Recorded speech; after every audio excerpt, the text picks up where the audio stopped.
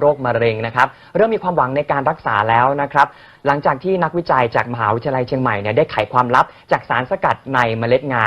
สามารถช่วยฟื้นฟูเซลล์สมองนะครับที่ถูกทำลายรวมทั้งยับยั้งเซลล์มะเร็งได้สำเร็จเป็นครั้งแรกของโลกการค้นพบสารเซซามินในงาดำซึ่งต้องบอกว่านี่เป็นผลงานของนักวิจัยของมหาวิทยาลัยเชียงใหม่นะครับซึ่งการค้นพบในครั้งนี้จะเป็นประโยชน์อย่างมากถือเป็นการพัฒนาเป็นอีกก้าวของวงการแพทย์ไทยและที่สำคัญนี่เป็นครั้งแรกของโลกนะครับเพราะว่าสารเซซามินที่พบนั้นจะไปยับยั้งเรื่องของการฟื้นฟูเซลล์จากการถูกทำลายหรือพูดง่ายๆว่ามีโอกาสที่จะใช้ในการรักษาโรคมะเร็งได้ด้วยเป็นตำนานนับพันปีจากการค้นพบในราชวงศ์จีนที่ค้นพบว่ายาหรือตำรับอาหารในวังมักมีส่วนผสมของงาเป็นส่วนประกอบอยู่เสมอ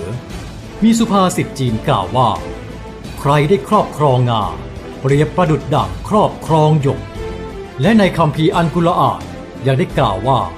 แท้จริงในงาดำนั้นสามารถรักษาได้ทุกโรคยกเว้นความตายตัวรู้ว่าตัวเองเป็นมะเร็งแล้วคิดว่าทำยังไงนี่คือตายแน่ครับผมตายอย่างเดียวตายแล้วเกิดใหม่คิดว่าตายแล้วเกิดใหม่จากเซซามินนี่แหละครับนี่ครับโอเคสุดยอดเลยคือหมายความว่าไม่หายใจแล้วไม่หายใจแล้วไปปั๊มหัวใจที่โรงพยาบาลใช่ไหมปั๊มแล้วก็ทีนี้ฟื้นขึ้นมาล่าสุดที่วิจัยของนักวิทยาศาสตร์ไทยด้านชีวเคมีมหาวิทยาลัยเชียงใหม่ได้ค้นพบว่าในงา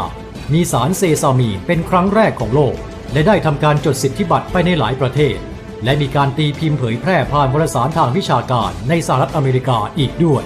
สารเซซามีนสามารถช่วยยับยั้งเซลล์มะเร็งโดยช่วยป้องกันเซลล์ตัดวงจรเส้นเลือดใหม่ที่เป็นน้ำเลี้ยงให้เซลล์มะเร็งสารเซซามีนช่วยฟื้นฟูเซลล์สมองที่เสื่อมจากอาการเจ็บป่วยและยังช่วยยับยั้งการพัฒนาเซลล์ต้นกำเนิดของเซลล์สลายกระดูกซึ่งเป็นต้นเหตุของโรคข้อเสื่อมโรคกระดูกพรุนและมีคุณสมบัติช่วยให้แคลเซียมประสานกับกระดูกได้เร็วขึ้น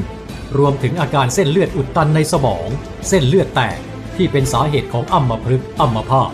นอกจากสารเซซามีนในงาดำงาขาวและงาม่อนยังประกอบไปด้วยโปรตีนวิตามิน B วิตามิน E สังกะสีธาตุเหล็กไอโอดีนแคลเซียมแมกนีเซียมโอเมก้า3โอเมก้า6โอเมก้า9และเลซิตินความเสี่ยงในการเป็นโรคมะเร็งโรคหัวใจโรคเบาหวานโรคอัลไซเมอร์ช่วยในการขจัดสารพิษของตับช่วยต้านอนุมูลอิสระสาเหตุของโรคต่างๆลดความเครียดเสริมการทำงานของวิตามิน E ที่จะช่วยชะลอความชราช่วยการดูดซึมและสังเคราะห์คอเลสเตอรอลช่วยลดความดันโลหิตป้องกันเส้นเลือดแข็งตัว